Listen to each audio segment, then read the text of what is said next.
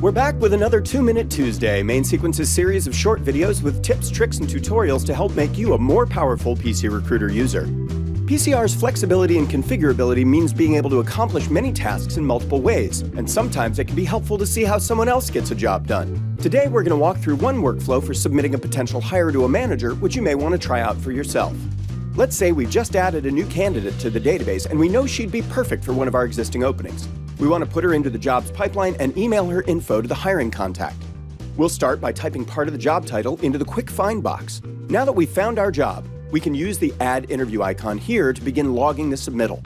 Remember that in PCRecruiter, an interview record is generated for every step in the process of connecting a person with a job, not just the actual person-to-person interviews. A resume submittal or an online inquiry by the candidate is often the first interview record in the process. We'll search for the candidate by name or any other field and select them from the list.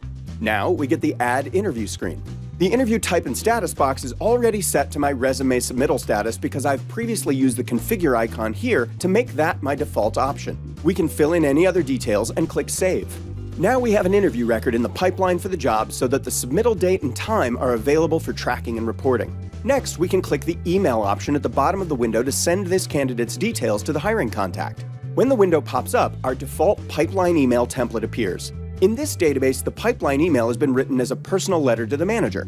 You'll see all of the relevant details have been automatically merged into the letter, which we can then hand edit however we please before sending it. Pipeline emails are a special class of form letter that can be configured from the system area.